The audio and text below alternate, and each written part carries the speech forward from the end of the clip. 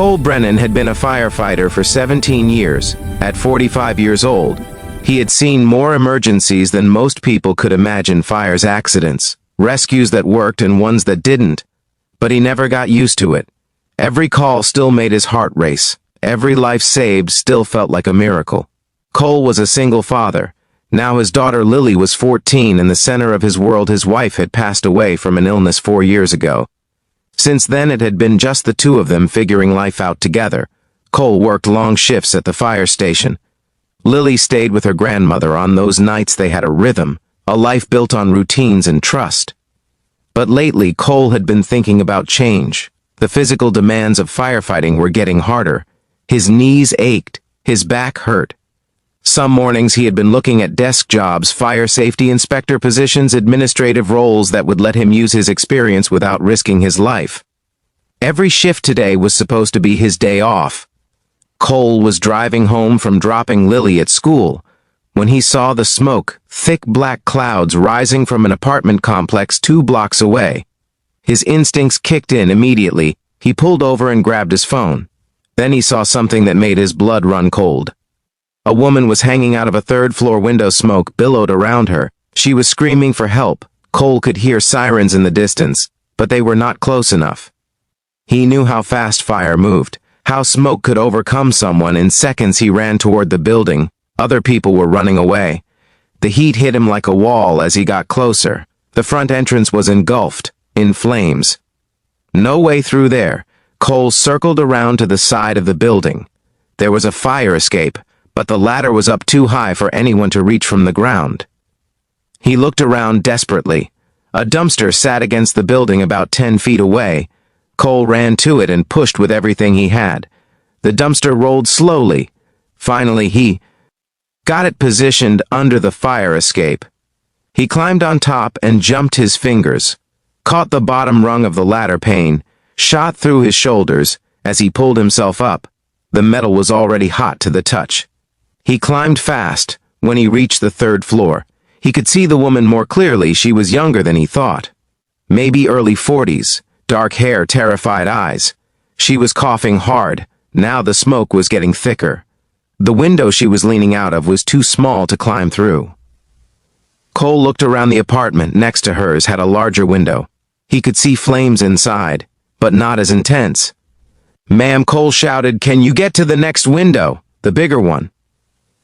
She shook her head. "The hallway is on fire. I cannot get there." Cole made a decision. He smashed the larger window with his elbow. Glass shattered.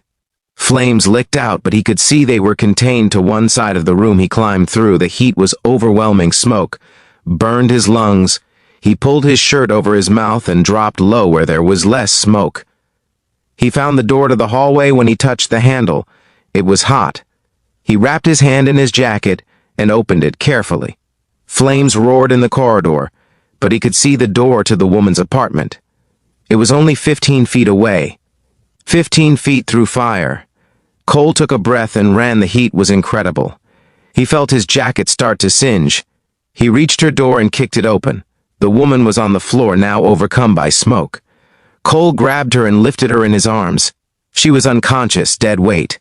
He turned and ran back through the flames. His lungs screamed for air. Back in the room he had entered, he stumbled to the broken window. Fire trucks were pulling up below. Firefighters were jumping out, setting up ladders. Cole climbed onto the fire escape with the woman in his arms. He held her as carefully as he could while descending the metal stairs. His legs shook. His vision blurred when he reached the bottom. His colleagues were there. They took the woman from him, laid her on a stretcher, started oxygen, checked her vitals. Someone wrapped a blanket around Cole's shoulders. Someone else was asking if he was hurt. Cole watched as they worked on the woman. "Come on," he whispered. "Breathe." After what felt like an eternity, she coughed. Her eyes fluttered open. The paramedics kept working, but Cole could see she was going to make it. Captain Rodriguez appeared beside him. "Cole, what the hell were you thinking? You are not even on duty. No gear, no backup." Cole looked at his captain. "I saw someone who needed help." Rodriguez shook his head, but there was respect in his eyes. "You are either the bravest or the dumbest guy I know. Maybe both. Get yourself checked out." That is an order at the hospital. They treated Cole for minor burns and smoke inhalation, nothing serious. He would be sore for a few days, but he was fine. As he was being discharged, a nurse approached him. Mr. Brennan, the woman you saved, Isabella Moreno. She is asking to see you. Cole followed the nurse to a room. Isabella was sitting up in bed, oxygen tubes in her nose, soot still on her face, but she was alive. Her eyes found his immediately. You. She said, you saved my life. Cole shrugged. I did what anyone would do. Isabella shook her head firmly. No, most people would have waited for the fire department. You ran into a burning building with no equipment, no protection. She reached for his hand. Thank you. I have a son. He is 12 because of you. I will see him again. Cole felt his throat tighten. I am glad you are okay. They talked for a few minutes.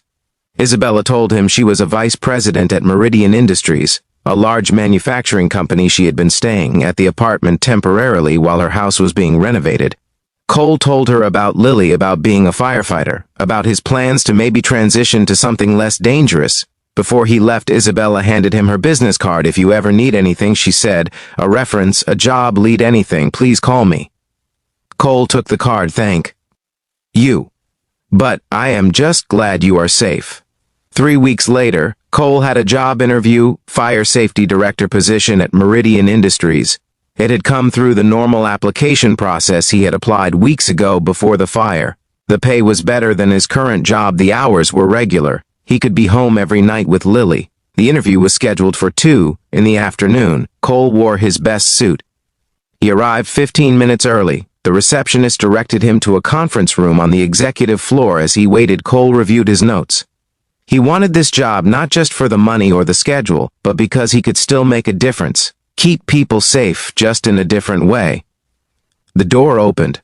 Cole looked up and froze. Isabella Moreno walked into the room. She was dressed in a sharp business suit. Her hair was styled.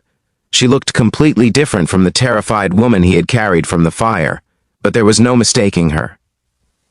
Mr. Brennan, Isabella said. Her expression was professional but warm. Thank you for coming. I am Isabella Moreno, Vice President of Operations, and apparently we have already met. Cole stood. Miss Moreno, I had no idea. Isabella smiled. Please sit down, let me explain. She sat across from him. When I returned to work after the fire, I reviewed our open positions. I saw your application. Your qualifications are excellent. 17 years of firefighting experience, certifications in safety management, strong recommendations. You would have been a top candidate regardless. She leaned forward. But I will not pretend that what you did does not factor into my thinking. You ran into a burning building to save a stranger. That tells me more about your character than any interview question. Cole felt uncomfortable. Miss Moreno, I appreciate that, but I want this job on my own merit, not because of what happened. I understand, Isabella said. So let us conduct this interview properly. Let us talk about your qualifications, your experience, your vision for our safety program. And at the end, if you are the best candidate, the job is yours. If you are not, we will shake hands and part as friends. Fair enough, Cole agreed. They spent the next hour discussing the position. Isabella asked tough questions. What would you do if management pushed back on safety recommendations? How would you handle a situation where productivity and safety seem to conflict? How would you build a safety culture in a company of 5,000 employees? Cole answered honestly.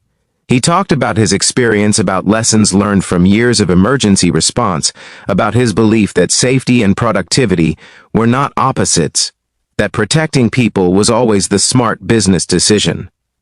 Isabella listened intently. She challenged some of his answers, pushed him to think deeper. By the end, Cole felt like he had earned whatever decision she made.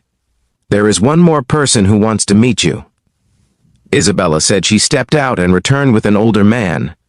This is Richard Calhoun, our CEO. Richard shook Cole's hand. Mr. Brennan, Isabella has told me what you did, and she has told me about your qualifications. I have one question for you. Cole nodded. Why do you want to leave firefighting? Cole thought carefully. I love being a firefighter. He said, it has been my identity for 17 years, but I have a 14-year-old daughter. I am all she has, and every time I go into a fire now I think about what happens. to her if I do not come out. He paused. I want to keep making a difference, keep protecting people, but I also want to be there for my daughter to see her graduate high school, to walk her down the aisle someday. This position would let me do both. Richard nodded slowly. That is a good answer, honest. He looked at Isabella, then back at Cole. Mr. Brennan, we would like to offer you the position. Cole felt relief wash over him. Thank you, I accept. Over the next months, Cole built a comprehensive safety program at Meridian. He trained staff, conducted inspections, updated emergency procedures he was good at. His job people respected him because he had been in the field. He understood real danger, not just theoretical risk. Isabella became not just his boss, but a friend. She invited Cole and Lily to dinner with her and her son Miguel. The kids got along immediately. Miguel was quiet and thoughtful. Lily was energetic and funny. They balanced each other one evening. 6 months after Cole started, Isabella asked to speak with him privately. They sat in her office overlooking the city. Cole, I want to tell you something. She began that fire. It was not the first time my life was in danger. 5 years ago, I was in a car accident, a bad one. I was trapped in my vehicle. A firefighter pulled me out minutes before it caught fire. Cole listened quietly for a long time. I was angry. Isabella continued, angry at the universe, at fate. Why did these things keep happening to me? But after you saved me, I realized something different. She turned to face him. Those events were not punishments. They were reminders that life is fragile, that every day is a gift, that we should spend our time on what matters. Cole, I was working 70-hour weeks, barely seeing my son, chasing promotions and titles. After the fire, I changed. I started leaving at 5, having dinner with Miguel every night. We talk now, really talk. She smiled. You saved more than my life that day. Cole, you saved my relationship with my son. Cole felt his eyes sting. I am glad, he said quietly. A year after Cole started at Meridian, the company held its annual safety awards. Cole stood at the podium looking out at 5,000 employees. He talked about near misses. They had prevented accidents that had not happened because people followed procedures. He talked about the culture they were building together, where everyone looked out for everyone else. At the end, Isabella joined him on stage. She announced that Meridian had gone an entire year without a serious workplace injury. The first time in the company's 40-year history. The room erupted in applause. Later at the reception, Richard Calhoun approached Cole with Isabella. Cole, we have been talking, Richard said. We want to expand your role, make you Vice President of Safety and Culture, oversee not just safety but wellness programs, employee support, building a workplace where people thrive. Cole was stunned. I do not know what to say. Say yes. Isabella laughed. Cole looked at both of them. Yes. That evening, Cole drove home thinking about how life works. A year ago, he had been wondering if he still had anything to offer, questioning whether his best days were behind him. Now he had a job. He loved a role where he made a real difference, and friends who had become like family. When he got home, Lily was doing homework at the kitchen table. Hey, Dad, she said without looking up. How was your day? Cole sat down across from her. It was good, really good.